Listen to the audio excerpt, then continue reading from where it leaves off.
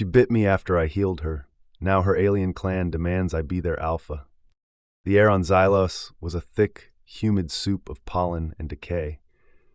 Yeshkel adjusted the seals on his envirosuit, the sensitive microphones in his helmet amplifying the incessant drip of water from the colossal, umbrella-like fungi that formed the planet's canopy. For 3 standard months, he had been cataloging the unique predator-plant symbiosis of this world, a place the Alliance had flagged as lethal inhospitable and promptly ignored.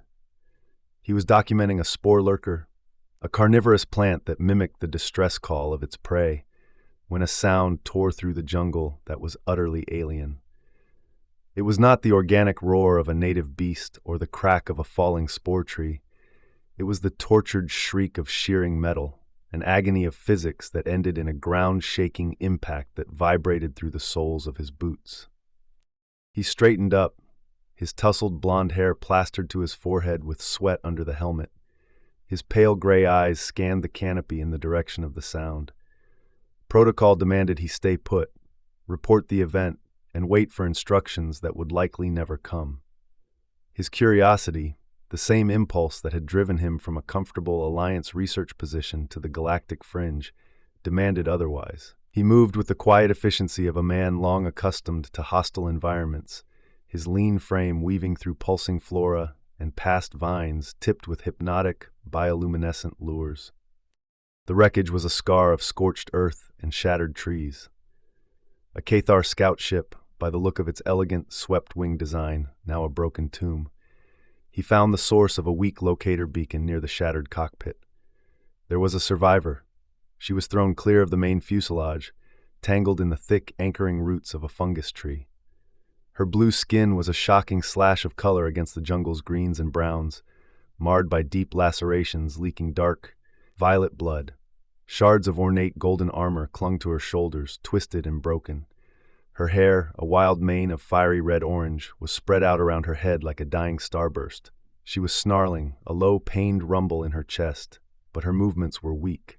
As he drew closer, he saw the faint, shuddering rise and fall of her ribs. "Easy now," he said, his voice calm, projected softly through his helmet's external speaker. "I'm here to help." He raised his hands slowly, showing they were empty. Her head lolled in his direction. Her eyes snapped open, and the breath caught in Yeshkel's throat. They were glowing, fiery pits of orange-yellow, the pupils slitted and focused on him with an intensity that burned through his sterile scientific detachment. That gaze held no plea for help. It held only feral, cornered rage. He took one more cautious step, reaching for the medical scanner on his belt. It was a mistake. Her pain and delirium ignited into a final, impossible surge of strength. With a roar that shook the leaves, she tore herself from the roots. She was on him before he could process the movement, a blur of blue and orange fury. Her mass slammed into him, knocking him off his feet and sending his helmet skittering across the mossy ground. The thick, alien air filled his lungs. His head hit the dirt, and the world swam. When his vision cleared, she was looming over him, one powerful hand pinning his chest, her weight easily overpowering his. He stared up at her snarling face, at the long, sharp fangs bared in a promise of death, her glowing eyes burning with a light that seemed to come from some preternatural dying furnace. The pressure on his chest was immense, each ragged breath a struggle. Her snarls were wet and guttural, laced with the coppery scent of her blood. He could feel the fine tremors running through her body, the vibration of her rage and her agony. Survival instinct screamed at him to fight, to claw, to do anything, but his training took over. He saw not a monster, but a patient in critical distress, suffering from shock and trauma. He needed to incapacitate her before she either killed him or bled out. His hand, pinned near his belt, managed to twitch, his fingers fumbling for the familiar shape of his low-yield neurostunner. It was designed for subduing aggressive fauna, for study, not for warriors of a known sentient species, but he had no other choice. "I'm sorry," he whispered, the words swallowed by the humid air. He thumbed the activation stud. A faint blue light pulsed, and he pressed the contacts against the thick muscle of her thigh. Her body went rigid, a choked gasp escaping her lips. The feral fire in her eyes flickered, replaced by a dazed confusion, and then she collapsed, a dead weight across his body. He shoved her off, scrambling to his feet, his heart hammering against his ribs. For a long moment he just stood there, breathing heavily, looking down at the magnificent, deadly creature now lying still in the dirt. He retrieved his helmet, shaking his head to clear it. The work began. He dragged her carefully from the wreckage-strewn clearing, his muscles straining. She was lighter than a human of her size would be, her biology optimized for speed and power, but it was still a grueling effort to get her to the camouflaged entrance of his research outpost a quarter-kilometer away. The airlock cycled, swapping the jungle's oppressive humidity for the cool, sterile scent of recycled air and filtration chemicals. His outpost was a compact, efficient space carved into the side of a rock formation, a haven of gleaming metal and glowing console screens. The main chamber doubled as his living quarters and lab, but a partitioned-off section served as a dedicated medical bay. He transferred her to the primary examination table, the surface auto-adjusting to her weight. The work was intimate and intense.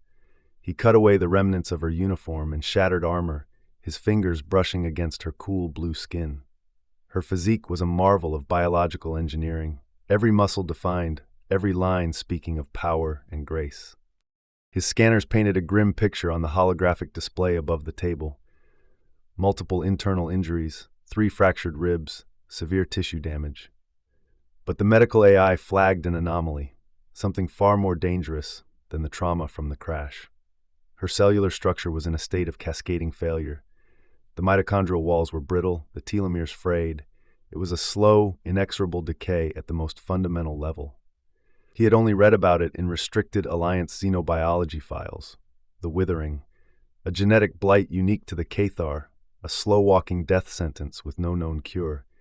He stared at the glowing red data streams, a cold knot tightening in his stomach. The crash hadn't been killing her. It had only sped up a process that had begun years, perhaps decades ago. He was looking at the last days of a dying queen, and he was utterly, completely out of his depth. Yeshkel worked for 3 cycles without rest, fueled by nutrient paste and a stubborn refusal to accept defeat. First, he stabilized her physical injuries. The nanite injector hummed as it dispersed its microscopic surgeons into her bloodstream to repair torn tissues and seal internal bleeding. A dermal regenerator knitted the deep lacerations on her skin, its low-frequency field causing her fiery hair to stir as if in a breeze. He set her fractured ribs with a magnetic cast, the faint blue glow of the field a stark contrast to her skin. Through it all, she remained unconscious, her breathing shallow but steady. The immediate threats were contained. The true enemy, however, was the blight devouring her from within. He dedicated the full processing power of his lab to analyzing her blood work. The data was terrifying. The withering wasn't a virus or a bacteria. It was a flaw, a missing piece of a complex biological puzzle. Her cells lacked a specific protein complex needed to properly metabolize ambient bioenergy, forcing them to cannibalize themselves to survive. It was a slow systemic starvation. Alliance science had no answer for it. But Alliance science had never studied the unique ecosystem of Xylos. His mind raced, making connections that felt both audacious and strangely logical. He lived on a world teeming with organisms that had evolved to manipulate bioenergy in radical ways. What if the missing piece wasn't gone, but simply absent? What if this planet held the lock to her genetic key? The thought became an obsession. He left Brizel's side, her vitals monitored by the medbay's ever-watchful AI, and plunged into his own research archives. He cross-referenced Cathar biology with the planetary database he had spent months compiling. He worked in a feverish state of concentration, his small outpost silent save for the clicking of his console keys and the soft hum of the life support. The breakthrough came on the 4th cycle. A rare, bioluminescent lichen he had cataloged on his first survey, a species he had named Xylos, sun lichen. It grew only in the deepest, most geothermically active caverns, and its cellular structure contained a protein that was an almost perfect structural match for the one her body was missing. It was a long shot, a 1 in a billion chance. But it was the only chance she had. He prepared for the expedition immediately, packing a reinforced sample kit, climbing gear, and his pulse rifle.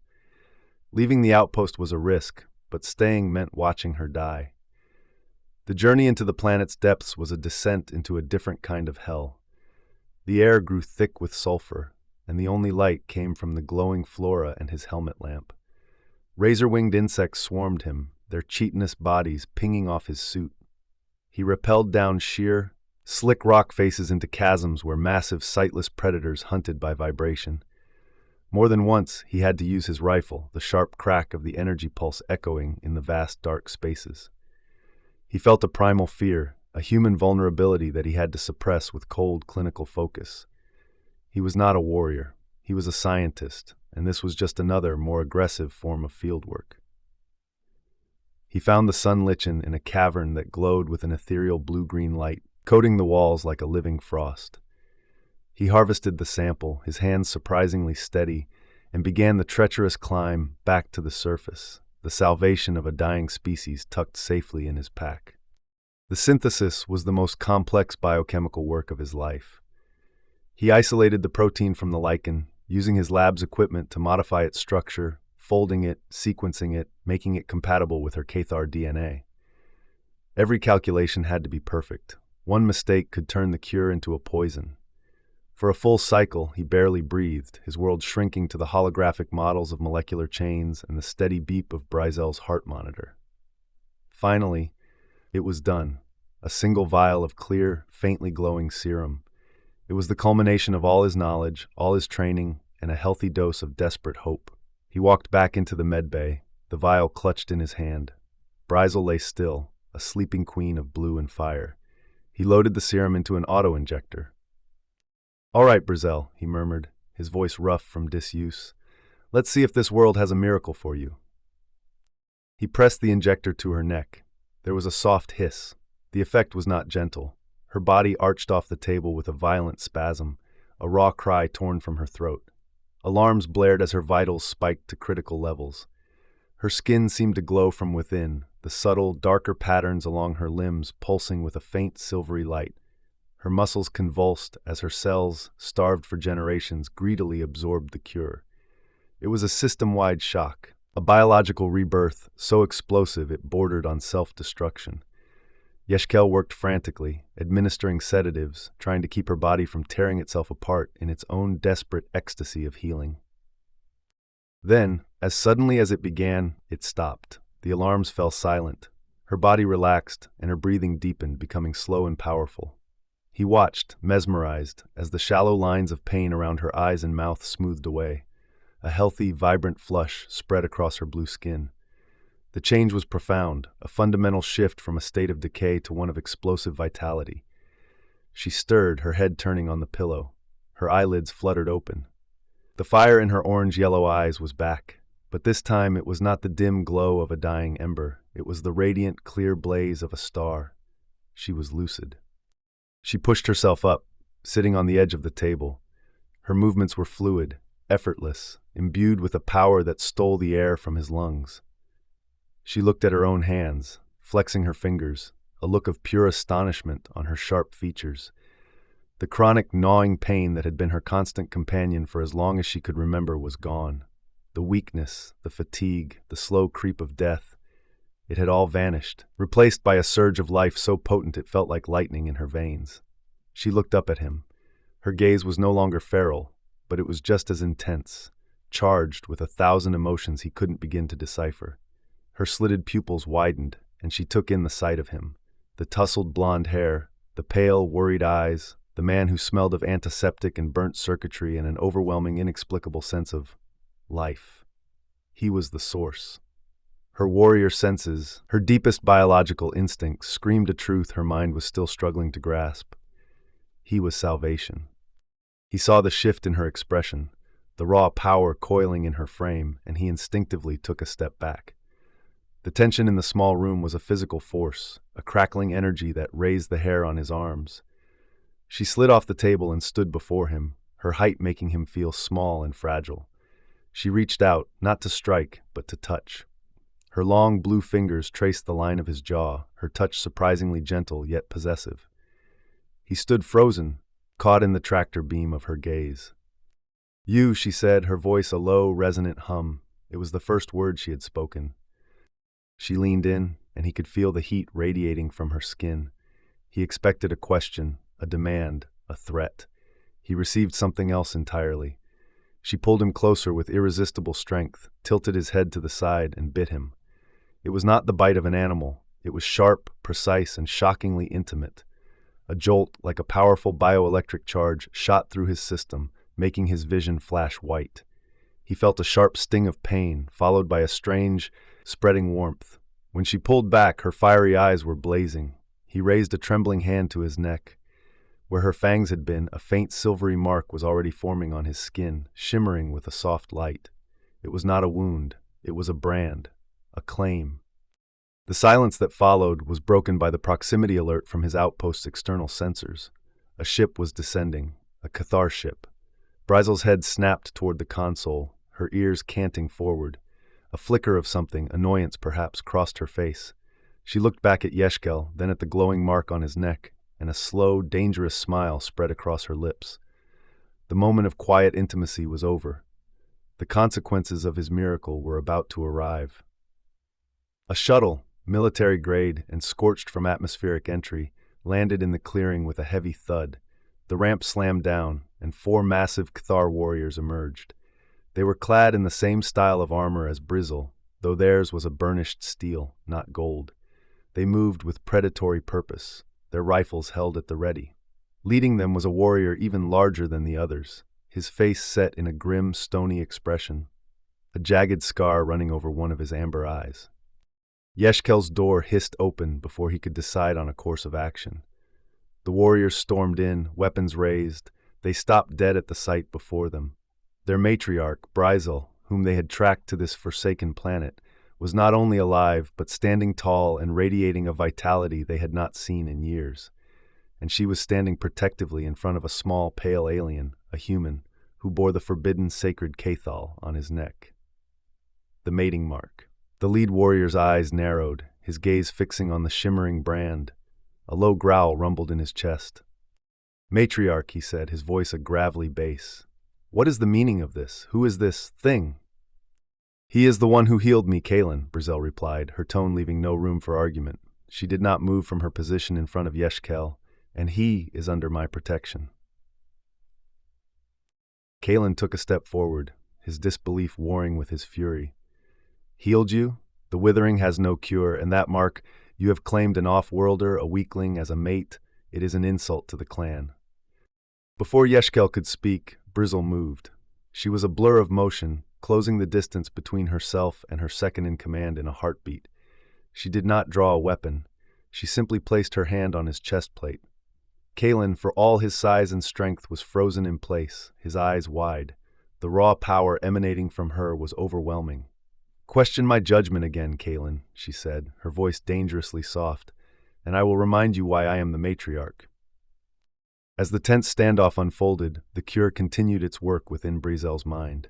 The restored neural pathways were not just healing her body, they were unlocking memories that had been damaged and suppressed by the crash. Fragments began to surface. The jolt of an impact that wasn't turbulence. The sight of a Cathar fighter ship, its hull bearing the jagged black crest of the Kulrath, a hardline rival faction. The whine of a disruptor cannon just before her world went dark. It wasn't an accident. She had been ambushed, hunted. The Kulrath had tried to assassinate her, and the Withering, her rival's recent sanctimonious offers of a rare, temporary treatment for the blight, it was all connected. This was not a personal tragedy. It was a conspiracy aimed at the heart of her people. Brizel pulled back from Kaelin, her expression hardening with a cold, calculated fury. "We are returning to the ship," she commanded, her gaze sweeping over her stunned warriors. She glanced back at Yeshkel, her fiery eyes meeting his. "You are coming with us." It was not a request. The Cathar landing site was a small, temporary encampment established around the larger transport ship that had carried the shuttle. It was a pocket of martial order in the chaotic wilderness of Xylos. Warriors stood guard, their postures rigid, but their eyes followed Yeshkel with open hostility and suspicion as he walked beside Brizel. He felt a profound sense of dislocation. A scientist yanked from his lab and thrown into the center of an alien political drama he could not comprehend. He was led to the command tent, a large, pressurized structure filled with holographic displays and tactical maps. Inside waited a Cathar female. Her age shown not by wrinkles but by the deep, serene wisdom in her eyes and the intricate silver braids woven into her hair. She wore the dark robes of a clan elder. The elder's gaze passed over Brizel, and a slow look of awe spread across her face. "The blight," she whispered, her voice filled with reverence. "It is gone. Your life force burns brightly, Matriarch." She performed a short, respectful bow, then her eyes fell upon Yeshkel and the shimmering mark on his neck. Her expression became one of intense, unreadable scrutiny.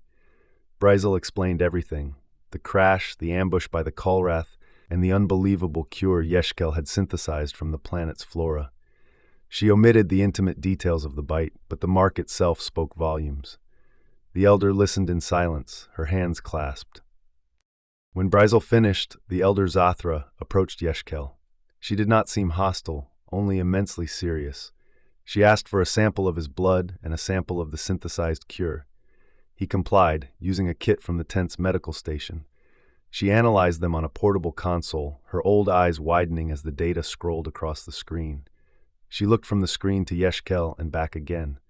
She saw the human DNA, the complex protein from the sun lichen, the extraordinary, perfect fusion of the two, a miracle. A solemn council was convened. Yeshkel stood beside Brizel as the elder addressed the clan's ranking warriors, Kalen among them. Zathra's voice was calm but carried an immense weight. She confirmed the cure was real, that the withering that had haunted their people for centuries could be ended.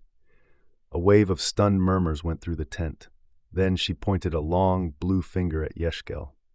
The human, Yeshkel, did not merely create a medicine.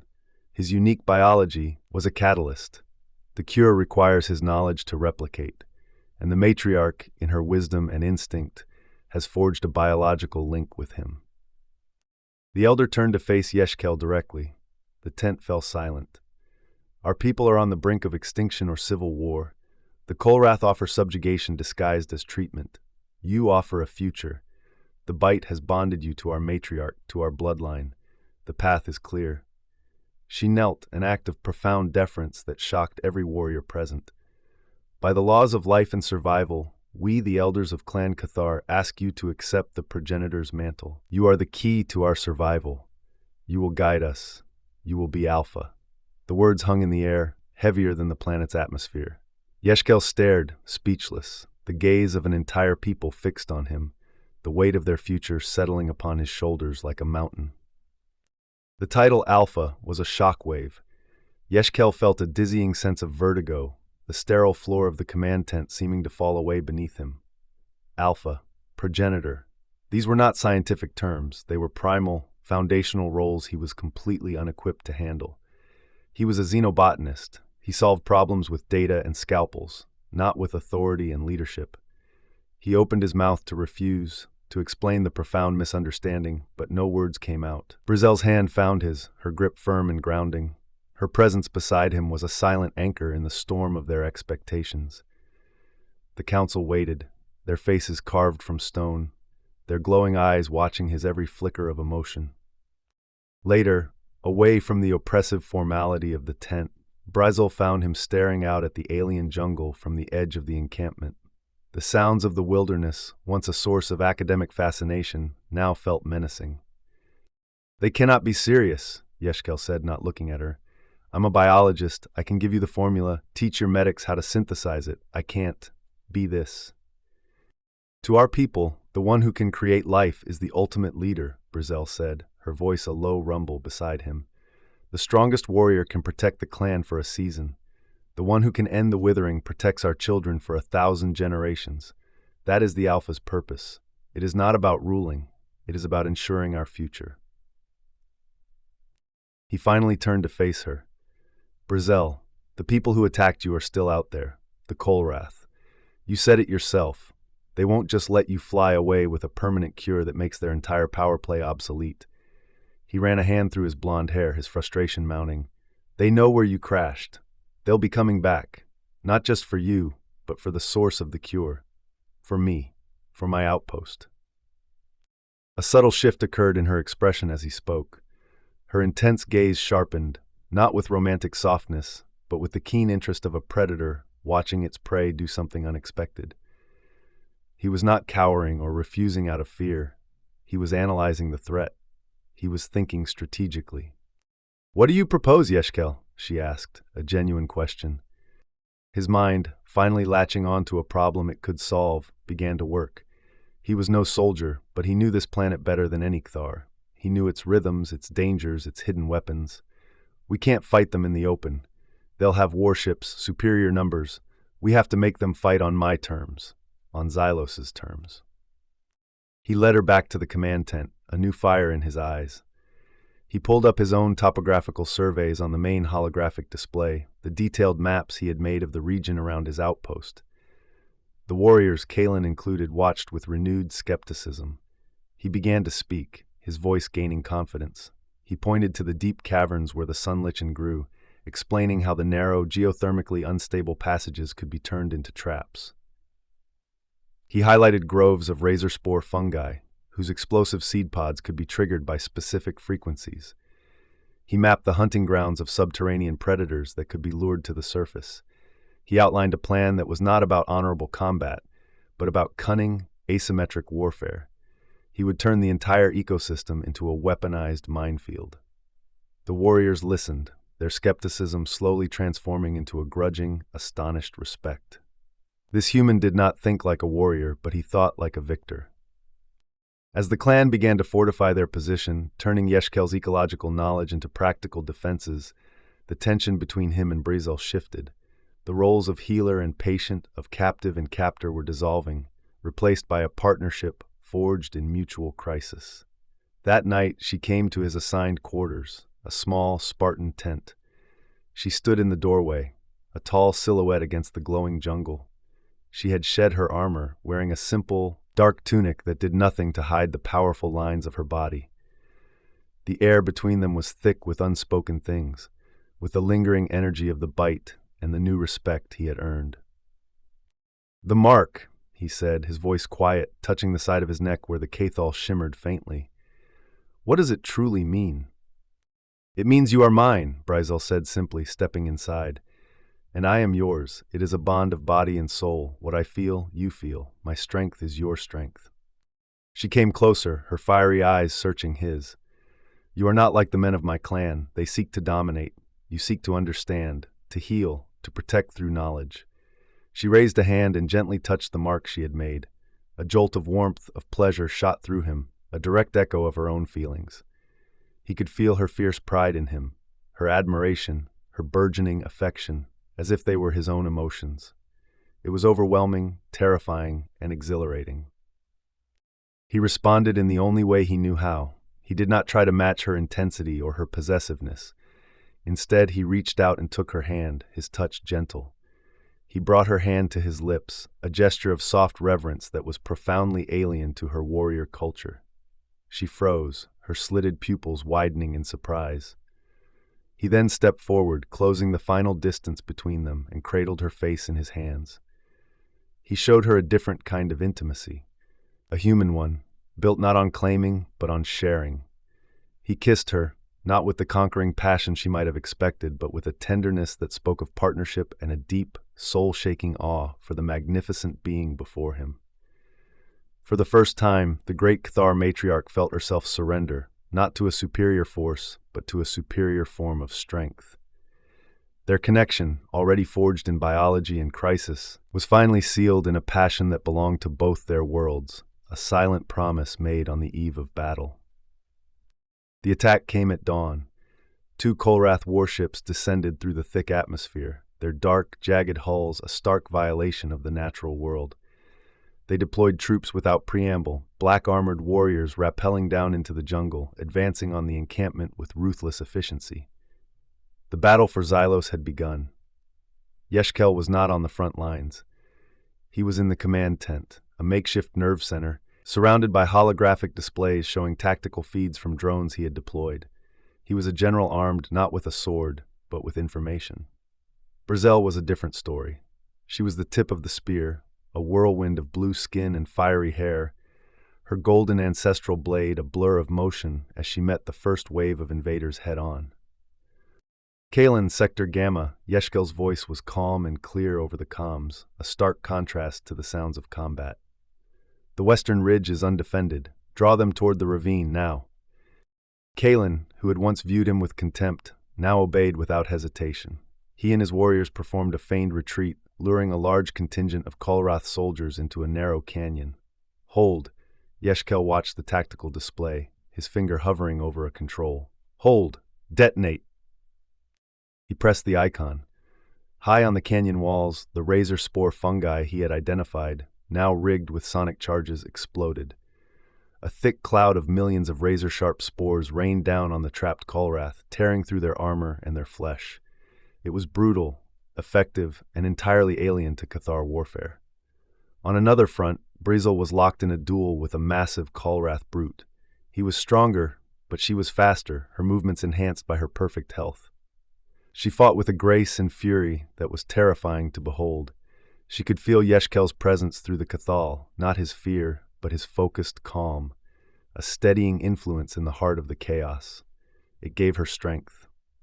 The Kolrath commander, a scarred and ruthless warrior named Vorlag, watched from his ship's command deck, his face a mask of disbelief. His superior numbers and weaponry were being neutralized by the planet itself. His troops were being ensnared by sentient vines, poisoned by neurotoxic flora, and hunted by creatures drawn by sonic lures. He snarled in frustration. This was not the work of Cathar warriors. It was something else. He focused his ship's sensors on the command tent, the source of the strategy. Target their command structure, Vorlag ordered. Level it. The warship's primary cannon began to charge.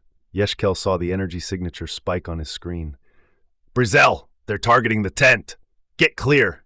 He yelled into the comms. There was no time. He could only watch as the ship prepared to fire. This was his HFY moment, not just of intellect, but of sacrifice.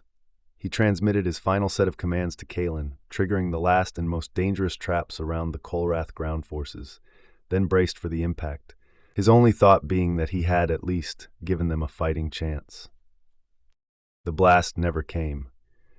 As the cannon fired, Brizel moved with a speed that seemed to defy physics. She had seen the targeting laser. She leaped, her powerful legs launching her onto the top of a massive fungus tree, and then again, a trajectory that took her soaring through the air directly toward the descending energy beam. She activated her personal shield, a gift from Yeshkel cobbled together from his outpost generator and her armor's power supply.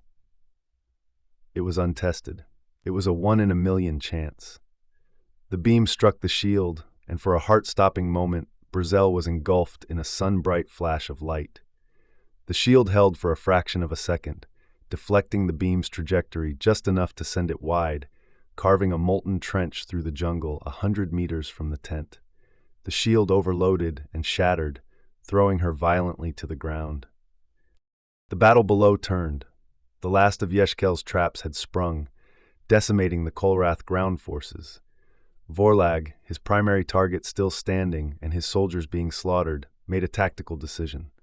He ordered a full retreat. The dark warships ascended, leaving their dead and dying behind as they vanished back into the perpetual gloom of Xylos' cloud cover. Victory. The surviving Cathar warriors let out a collective, triumphant roar. Yeshkel scrambled from the tent, his eyes searching frantically for Brizel. He found her near the edge of the molten trench, struggling to get up, her armor smoking. He ran to her side, dropping to his knees. Brizel, are you hurt? She looked up at him, a trickle of violet blood running from the corner of her mouth, and she smiled. My strength is your strength, she said, her voice raspy, quoting her own words back to him. In the quiet aftermath, the camp was a mixture of grim cleanup and weary celebration. The cost had been high, but the clan had survived. They had won. Kalen approached Yeshkel, his helmet off, the scar on his face stark against his blue skin. He stopped, and in a gesture that cemented the new reality, he bowed his head low, his fist over his heart. Alpha, he said, his voice thick with a respect that had been forged in fire and strategy. One by one, the other warriors turned to Yeshkel and did the same.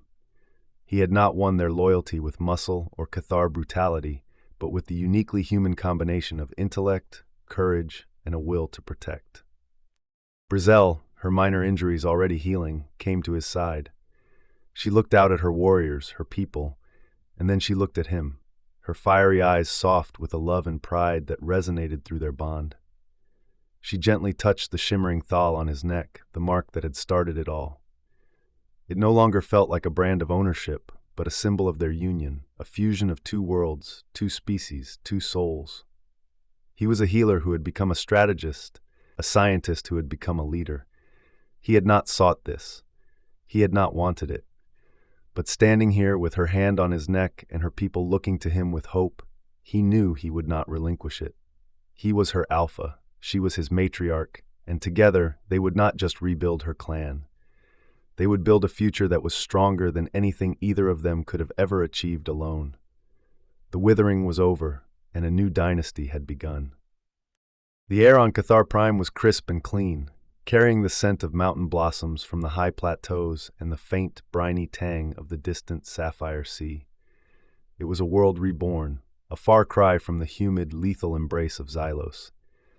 In the 5 years since the battle for the cure, the Cathar had reclaimed their ancestral homeworld, abandoned generations ago when the withering had first begun to take its insidious toll. Now, it was a symbol of their revitalization. Its cities rising anew, with an architecture that was a fusion of sweeping Cathar elegance and the clean, functional geometry that was Yeshkel's subtle influence. In the sun-drenched courtyard of the Matriarch's spire, Yeshkel knelt in the rich, dark soil of a botanical garden he had designed himself. Opposite him, a small girl with skin the color of a twilight sky concentrated fiercely, her small blue fingers carefully tending to the petals of a starfire orchid, a flower native to this world. She had his tousled, unruly hair, but its blonde was shot through with streaks of fiery orange. Her eyes, wide with a child's curiosity, were his pale gray, yet when she grew excited, they would pulse with a soft, internal orange-yellow light. "Gently, Zarya," Yeshkel said softly, his voice full of a warmth that had been forged in fatherhood. "Their petals are like solar sails. They drink the light. If you crease them, they can't breathe." Zarya looked up at him, a smudge of dirt on her cheek. "Breathe the light, Papa." "That's right," he smiled. "A different kind of breathing, but just as important." From the shaded archway of the courtyard, Brizel watched them. She was no less a warrior than she had been 5 years ago. The golden ancestral blade was sheathed at her hip, and she moved with the same coiled, predatory grace. But the constant feral edge of a cornered animal was gone, replaced by a deep, powerful serenity. The withering had not just been a physical blight, it had been a shadow on her soul, a constant whisper of decay. Now her spirit was as vibrant as her body. Watching her mate, her alpha, and their daughter, she felt a sense of peace that was more profound than any victory in battle. The cathal on Yeshkel's neck was a familiar, beloved sight, a faint silver tracery against his fair skin. Their bond was a constant, humming current beneath the surface of her senses, a source of shared strength and unending love. He looked up, feeling her gaze, and their eyes met across the garden. The silent communication that flowed between them was instantaneous, a query, an affirmation, a shared moment of simple, perfect joy. Zarya, seeing her mother, abandoned the flower with the fickle attention of a 5-year-old and ran toward her, her laughter echoing in the courtyard. Brizel swept her up into a fierce hug, burying her face in Zarya's fiery blonde hair. She was the future.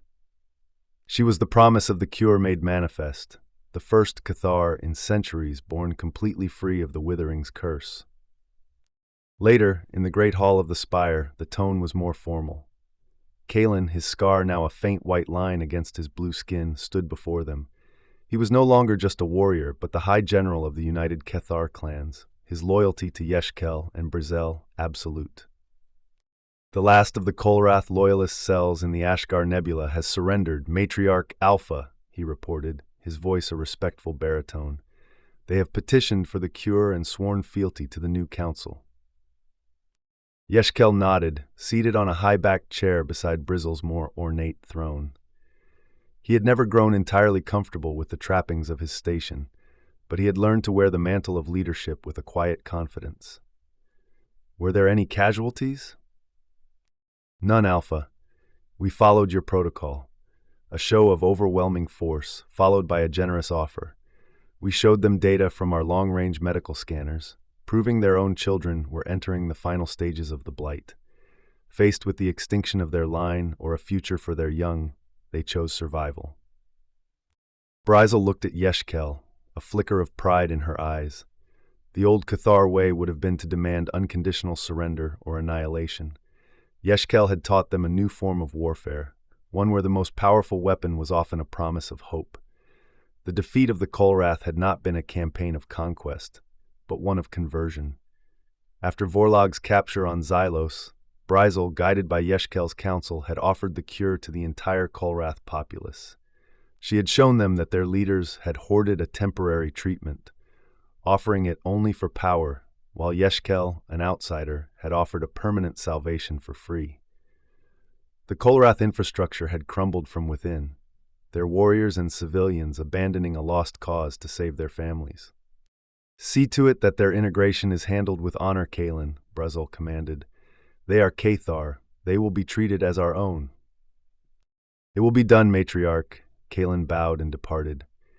Yeshkel rose and walked to the great window overlooking the capital city of Jar. "That's the last of them. The civil war that never was is finally over." Brizel came to stand beside him, her taller frame a comforting presence. "It ended the day you taught us that mercy could be sharper than any blade." The next day they visited the Vance Institute for Xenobiological Advancement, a gleaming white tower that was the scientific heart of the new Cathar society. It was Yeshkel's proudest achievement, a place where Cathar scientists, free from the shadow of the withering, could finally unlock their own potential. Inside, they were greeted by the Institute's director, a stooped, aging Thar with gentle eyes. He was once the chief medical officer of the Kolrath faction. "Alpha, Matriarch," he said, bowing low. "Your presence honors us. We were just analyzing the long-term efficacy of the third-generation serum. The results are flawless. Cellular regeneration is stable across all age groups." "Excellent work, Fendel," Yeshkel said, clapping him on the shoulder. "This is your victory as much as anyone's." Fendel's expression was one of profound, unending gratitude. "You saved us from ourselves, Alpha. We were so blinded by tradition and power that we could not see the slow death in our own veins.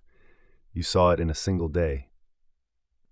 As they toured the facility, watching Cathar working alongside a handful of other allied species, a communique arrived for Yeshkel. It was from the Galactic Alliance. His work, his story, had not gone unnoticed. For years, the Alliance had considered the Cathar a proud but dying and isolationist race. Now they were a revitalized, unified power, led by a human alpha and a cured matriarch. The Alliance was formally requesting a diplomatic envoy be sent to establish an embassy.